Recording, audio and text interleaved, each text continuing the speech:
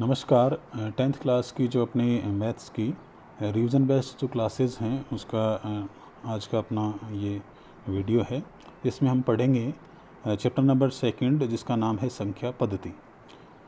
उसमें से यदि हम 2019 और ये हालांकि 3 नंबर का टॉपिक है, बोर्ड परीक्षा में 3 नंबर का क्वेश्चन यहाँ से आते हैं। 3 नंबर में एक क्वेश्चन है वो 1 नंबर का आता है 1 से 10 वाले में, और एक क्वेश्चन है वो 2 नंबर का आता है।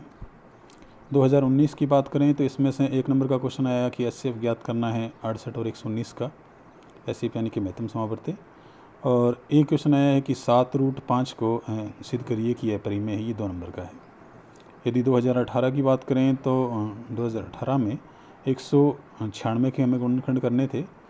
ये क्वेश्चन का 1 नंबर का क्वेश्चन है, और ये दे रखा है कि 2 संख्याओं का जो गुणा है वो 525 है और उनका महत्तम समाप्रति है वो 5 है, तो हमें उनका लघुत्तम समाप्रति यानी कि एलसीएम ज्ञात करना है। ये क्वेश्चन 2 नंबर का था 2018 में। इस चैप्टर में हम मुख्यतः ये चीज़ें पढ़ेंगे, ये टॉपिक पढ़ेंगे। पहला है यूक्लिड विभाजन प्रमेय का और उस पर आधारित यूक्लिड विभाजन एल्गोरिदम। दूसरा अपना टॉपिक रहेगा अंकगणित की मूलभूत प्रमेय। तीसरा टॉपिक रहेगा कि यदि हम जो अभाज्य अभाज्य संख्याएं हैं उनका वर्गमूल करें तो वो संख्याएं अपरिमेय होती हैं, इनको सिद्ध करना है। और अगला पढ़ेंगे दशमलव संख्याओं का प्रसार, शांत या अशांत, इस टाइप है। आज का हमारा जो टॉपिक है वो है यूक्लिड विभाजन प्रमेय का। सबसे पहले देखें कि यूक्लिड विभाजन प्रमेय का होती क्या है।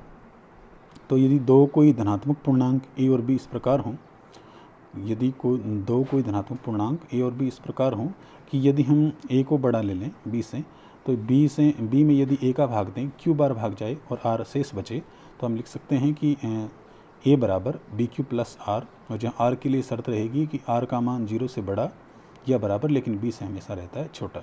तो हमारी जो यूक्लिड विभाजन प्रमेय का है उसका कथन हो जाएगा कि यदि ए और बी कोई 2 धनात्मक पूर्णांक हों, तब इनके लिए 2 अन्य पूर्णांक क्यू और आर इस प्रकार प्राप्त किए जा सकते हैं कि ए बराबर है बी क्यू प्लस आर, और जहाँ आर के लिए शर्त रहेगी कि 0 से बड़ा या बराबर, लेकिन बी से रहेगा छोटा। इसमें हम ये क्वेश्चन पढ़ेंगे, एक बार इन पर नज़र लगा लें। किसी भी धनात्मक पूर्णांक को हम 2q या 2q प्लस 1 के रूप में लिख सकते हैं। किसी भी धनात्मक पूर्णांक को हम 3q प्लस 1 और 3q प्लस 2 के रूप में लिख सकते हैं। किसी भी धनात्मक पूर्णांक को हम 4q प्लस 1, 4q प्लस 2 या 4q प्लस 3 के रूप में लिख सकते हैं। किसी भी धनात्मक पूर्णांक को हम 6q plus 1, 6q plus 2, 6q plus 3, 6q plus 4 और 6q प्लस 5 के रूप में लिख सकते हैं। यहाँ तक अपने क्वेश्चन हैं वो सारे एक जैसे ही हैं। इनमें से कोई एक क्वेश्चन हम कर लेंगे, उसके बाद 1-2 सवाल हैं वो वर्ग के करेंगे और फिर एक घन का करेंगे। सबसे पहले इनमें से देख लें, हमें ज़्यादा कुछ खास नहीं है। यहाँ b का मान हम 2 ले लेंगे, 2 है इसमें। यहाँ b का मान 3 ले लेंगे, यहाँ b का मान 4 ले लेंगे और यहाँ b का मान 6 ले लेंगे। तो एक सवाल है इसमें से कर लेते हैं। चलो हम चौथा कर लें, उसके बाद ऊपर वाले तो आसानी है। मान लिया कि जो कोई धनात्मक पूर्णांक है वो a है। माना a कोई धनात्मक पूर्णांक है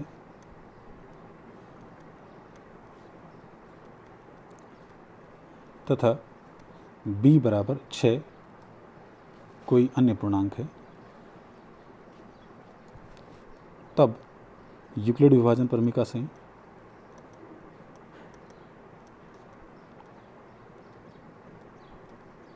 क्या लिख सकते हैं।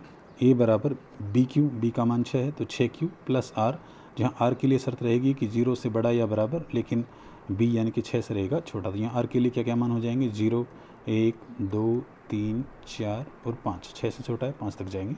यहाँ आर के लिए हमारे केस हो जाएंगे 6। पहला, यदि आर बराबर 0 हो तब हम एक धनात्मक पूर्णांक को उसको लिख सकते हैं 6q प्लस 0 यानी कि a बराबर 6q। दूसरा केस हो जाएगा कि यदि r बराबर 1 हो तब हम a को लिख सकते हैं 6q प्लस 1। यदि r बराबर 2 हो तब a को लिख सकते हैं 6q प्लस 2। यदि r बराबर 3 हो तब a को लिख सकते हैं 6q प्लस 3। यदि r बराबर 4 हो तब धनात्मक पूर्णांक a को लिख सकते हैं 6q प्लस 4। और अगला केस हो जाएगा यदि r बराबर 5 हो तब धनात्मक पूर्णांक a को लिख सकते हैं 6q प्लस 5, यानी 6q plus 1, 6q plus 2, 6q plus 3, 6q plus 4, 6q plus 5 के रूप में हम किसी भी धनात्मक पूर्णांक को व्यक्त कर सकते हैं। अब यदि यहाँ b का मान 2 लें तो यहाँ हमारे पास r के मान 2 ही रहेंगे, 0 और 1। तब हमारा ये हो जाएगा 2q या फिर 2q प्लस 1। यदि हम b का मान 3 लें तो ये हमारे मान हो जाएंगे r के, ये समीकरण बन जाएगा a बराबर 3q प्लस r का मान 3 से छोटा रहेगा तो 0, 1 और 2। तब a का मान 3q प्लस 1 और 3q प्लस 2। यदि हम 4 लेंगे b का मान तो ये हो जाएगा a बराबर 4q प्लस r का मान 4 से छोटा रहेगा, 4 से छोटे 1 से 3 तक आ जाएंगे। तो a का मान हो जाएगा 4q plus 1, 4q plus 2, 4q plus 3। आते हैं अगले नेक्स्ट क्वेश्चन की तरफ। अपना क्वेश्चन वर्ग से संबंधित है। पूछा है कि किसी भी धनात्मक पूर्णांक के वर्ग को 3m या 3m प्लस 1 के रूप में लिख सकते हैं। इस माना ये कोई धनात्मक पूर्णांक है। अच्छा, इसने पूछा है कि 3m या 3m प्लस 1 के रूप में व्यक्त कर सकते हैं। तो 3 वाले पर जाएं। हम जानते हैं कि यदि a कोई धनात्मक पूर्णांक है तो हम a को, यदि a कोई धनात्मक पूर्णांक है तो हम a को या तो 3q या 3q प्लस 1 या फिर 3q प्लस 2 के रूप में व्यक्त कर सकते हैं। तीनों केसेस लें। यदि हम a को 3q के रूप में लिखें तब a का वर्ग हो जाएगा 3q का वर्ग, a वर्ग बराबर होगा 3, ये हो गया 3q गुणा 3q, a स्क्वायर बराबर हो जाएगा 3 और q गुणा 3q यानी 3q का स्क्वायर। a स्क्वायर बराबर हो जाएगा 3 गुणा इसको मान लो m, यहाँ m बराबर 3q स्क्वायर कोई पूर्णांक होगा, क्योंकि q पूर्णांक है तो q को q से गुणा करेंगे तो पूर्णांक और 3 से गुणा करेंगे तो भी पूर्णांक। तो वर्ग को हम 3m के रूप में, और यदि a बराबर 3q प्लस 1 हो तो a का स्क्वायर हो जाएगा 3q प्लस 1 का स्क्वायर। यहाँ a प्लस b का होल स्क्वायर लगाएं सूत्र, a स्क्वायर प्लस 2ab और प्लस b का स्क्वायर। यहाँ a की जगह 3q है, b की जगह 1 है। a स्क्वायर बराबर हो जाएगा 3q का स्क्वायर प्लस 2 गुणा 3q और प्लस 1। a स्क्वायर बराबर हो गया, ये हमने लिखा ही ऊपर, 3 गुणा 3q का स्क्वायर प्लस ये 3 गुणा 2q और प्लस 1। 3 यदि कॉमन लें तो इसको लिख दें 3q square plus 3 plus 1। a square बराबर, यहाँ इसको मान लें स्क्वायर बराबर इसको 3m प्लस 1। यहाँ बता दें कि m बराबर 3q स्क्वायर प्लस 3 कोई पूर्णांक है।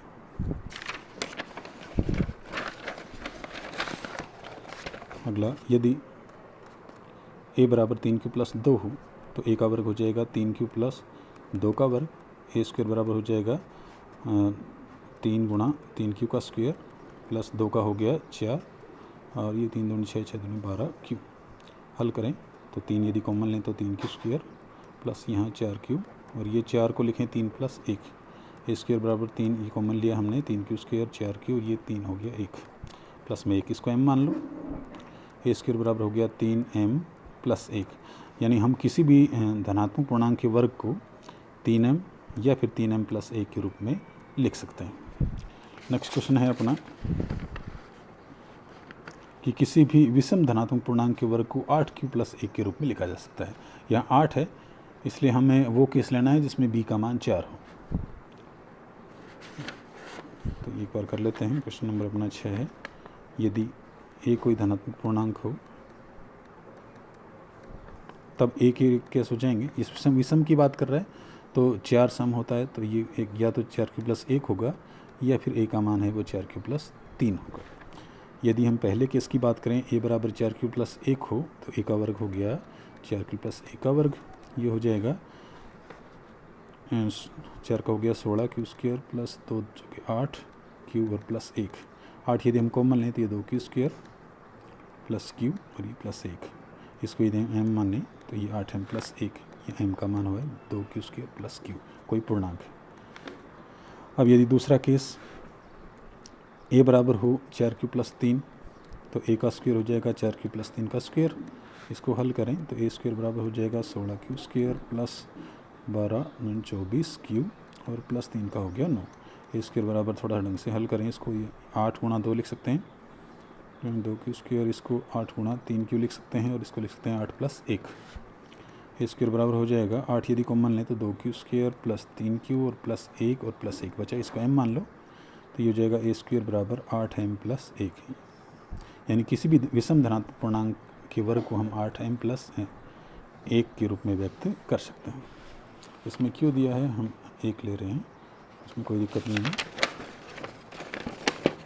अपना अगला क्वेश्चन है वो घन से संबंधित है कि किसी भी धनात्मक पूर्णांक के घन को हम 9m प्लस 1 या फिर 9m प्लस 8 के रूप में व्यक्त कर सकते हैं। 9m प्लस 8 तो 9 की बात है, घन है, तो हम ये 3 वाला केस ले लेंगे। हम जानते हैं कि किस धनात्मक पूर्णांक यदि कोई a ले लें तो a को 3q प्लस 1 और 3q प्लस 2 के रूप में व्यक्त कर सकते हैं। पहला केस, यदि a बराबर 3q हो तो a का घन करें, ये 3q का घन हो गया।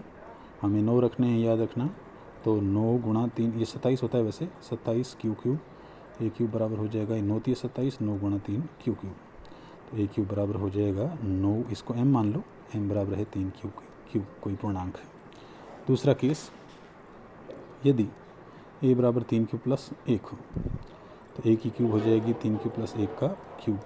चलो सूत्र लिख दें, a प्लस b का होल क्यूब का सूत्र होता है a क्यूब प्लस 3ab और a प्लस b गुणा में और प्लस b का क्यूब।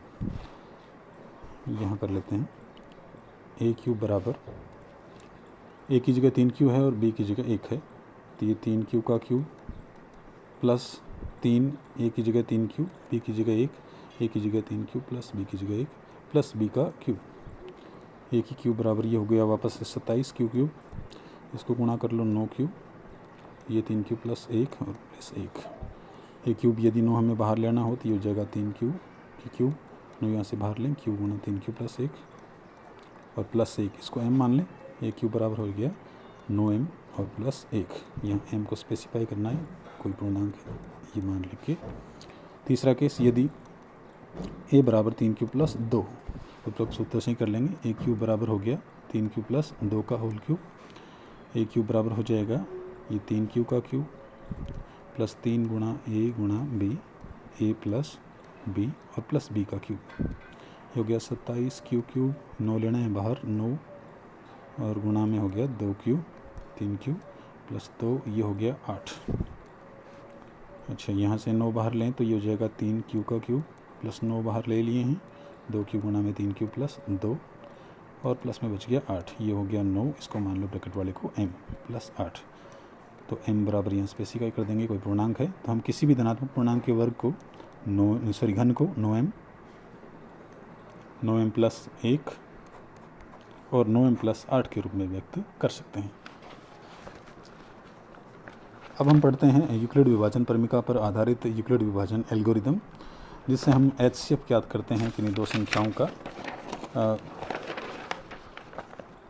जैसे मान लो हमारे पास कोई दो धनात्मक पूर्णांक a और b है, तो पहले बड़े में हम छोटे का भाग लगाते जाएंगे तब तक जब तक कि हमारा जो शेषफल है वो शून्य नहीं है।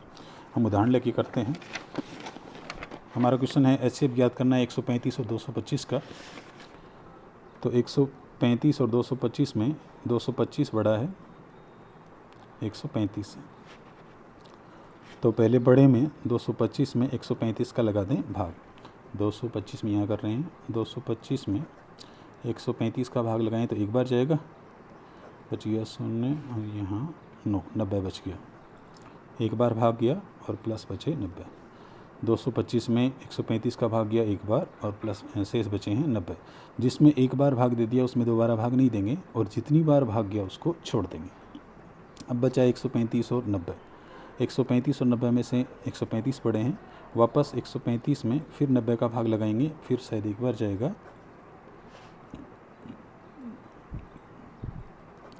बच गए 45। एक बार भाग दे दिया उसमें दोबारा भाग नहीं देना, जितनी बार भाग गया उसको छोड़ देना। अब बचे हैं हमारे पास 90 और 45। 90 बड़े हैं, 90 में फिर 45 का भाग देंगे, वापस एक बार जाएगा, सॉरी 2 बार जाएगा और ये शेषफल आ गया 0। तो जिसमें एक बार भाग दे दिया उसमें दोबारा नहीं देना, जितनी बार भाग गया उसको छोड़ देना। ये 0 आ ही गया, हमारा बचा 45, इसलिए HCF आ गया 225 और 135 का 45। इस तरीके से और सवाल करते हैं। HCF है याद करना है 196 और 38220 का। तो 38220 बड़े हैं, 196 से, तो बड़े में हमें छोटे का भाग देना है। पहला चरण हो जाएगा 38,220 में भाग दें 196 का, आप करके देख लेना। 195 बार जाता है, शेष 0 आ जाता है। तो जिसमें एक बार भाग दिया उसमें दोबारा भाग नहीं देना, जितनी बार भाग गया उसको छोड़ देना, शेष पर 0 आ गया। 196 हमारा हो जाएगा HCF। आप करके देख लेना, बड़ी संख्या है थोड़ी। अगला क्वेश्चन है अपना HCF ज्ञात करना है हमें 867 और 255 का। तो यहाँ 867 बड़े हैं 255 से, तो 867 में 255 का लगाएं भाग, 867 में 255 का लगाएं भाग, तो 25 30 75, 3 बार जाएगा शायद, 3 5 15, 3 5 15 और 1 16, 3 6 और 1 7, ये बचे 2 0 और 102,